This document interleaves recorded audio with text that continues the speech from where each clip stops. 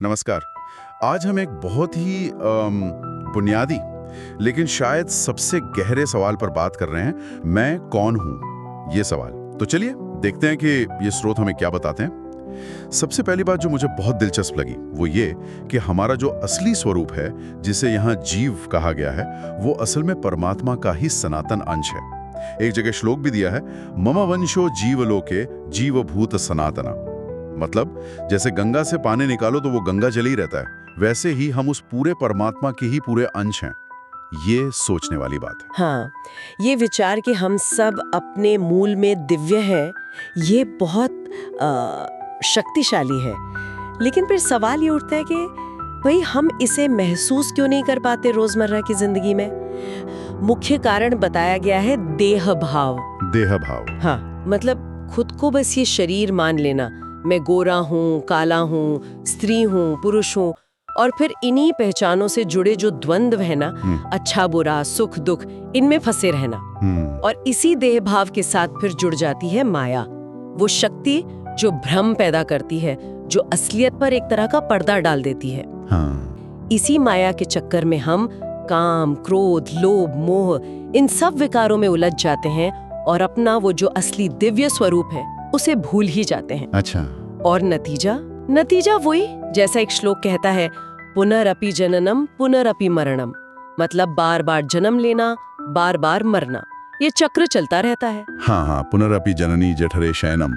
बिल्कुल, कि जैसे साफ पानी आसमान से गिरता है पर जमीन पर आते ही मैला हो जाता है। भूमि परत भा डाबर पानी, जिमी जीव ही माया लपटानी। जी ठीक वैसे ही ये जीव भी दुनिया में आता है तो बिल्कुल साफ होता है, पर यहाँ आकर रिश्ते, नाते, जिम्मेदारियां, माता पिता, पत्नी, पुत्र, हाँ, इन सब में ऐसा खो जाता है कि सोचने की फुर्सत ही नहीं मिलती कि मैं हूँ कौन, क्यों आया हूँ यहाँ। बस भाग दौड़ चलती रहती है। कहा गया है कि जब कोई इन दुनियावी झगड़ों, द्वंद्वों से ऊपर उठ जाता है, द्वंद्वातीत हो जाता है, जी, द्वंद्वातीत, तब उसे अपने अंदर भी और बाहर सब चीजों में भी वही एक परमात्मा दिखने लगता है। एक पंक्ति है ना, सोई जाने जे देहु जनाई, जानत तुम्हें होई जाई। बिल्कुल, इसका मतलब ही यही है कि जो उस परमात्मा तत्व को जान लेता है वो वही बन जाता है, क्योंकि सच तो ये है कि वो पहले से ही वही था, बस जानता नहीं था। वाह। और यहीं पे वो जो हमारा शुरुआती सवाल था, मैं कौन हूँ, उसका सीधा सीधा जवाब मिलता है, तत्वम असि। तत्वमसि, तुम वही हो। हाँ, तुम वही हो जिसकी तुम खोज कर रहे हो, वो तुमसे अलग है ही नहीं। ये बड़ा कमाल का विरोधाभास है।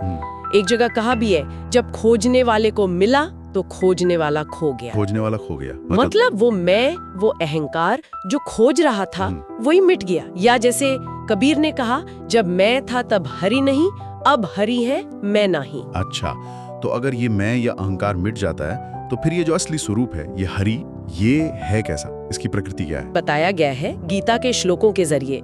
ये स्वरूप अविनाशी है, नित्य है। नेनम छिंदंती शस्त्राणी नेनम धति पावका। हाँ, इसे ना शस्त्र काट सकते हैं, हाँ, ना आग जला सकती है, ना पानी भिगो सकता है, ना हवा सुखा सकती है।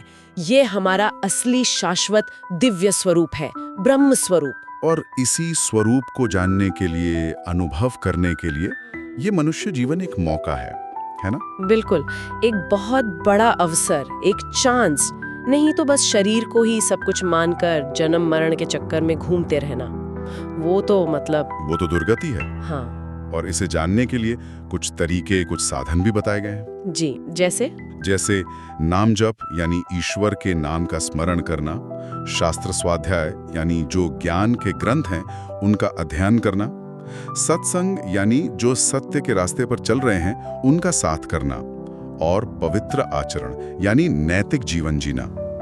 कहते हैं कि इन अभ्यासों से धीरे धीरे मन साफ होता है, चित्त शुद्ध होता है, और फिर ईश्वर की कृपा से अपने उस असली स्वरूप का बोध हो सकता है। तो मतलब अगर हम इस पूरी चर्चा का सार निकालें, जो बातें इन स्रोतों से सामने आई हैं, वो यही है कि हमारा जो मूल स्वरूप है वो दिव्य है, पूर्ण है, अविनाशी है। हम परमात्मा के ही अंश हैं। बिल्कुल। पर हम दुनिया में आकर शरीर के भाव में पड़कर और ये जो माया का खेल है इसमें उलझकर उसे भूल गए हैं। बिल्कुल सही कहा आपने, सार यही है। लेकिन एक बात और बार बार उभर कर आ रही है, वो ये कि ये जानना सिर्फ दिमागी तौर पर समझ लेना काफी नहीं है। अच्छा। हाँ, मतलब ये सिर्फ इंटेलेक्चुअल अंडरस्टैंडिंग की बात नहीं है। इसे साधना से और कृपा से अनुभव करने की बात है। इसे जीने की बात है। ये सिर्फ जानकारी नहीं, एक ट्रांसफॉर्मेशन है, एक बदलाव है। अनुभव करने की बात है जी। और यहीं पर मैं एक सवाल या एक विचार छोड़ना चाहूंगी सबके सोचने के लिए। अगर जैसा कि कहा गया कि जानने की प्रक्रिया में वो जानने वाला अहंकार ही मिट जाता है, खोजने वाला गायब हो गया, तो फिर उस परम सत्य को, अपने असली स्वरूप को जानने का अनुभव आखिर होता कैसा होगा? क्या वो कुछ जानना है या फिर खुद ही वो हो जाना है?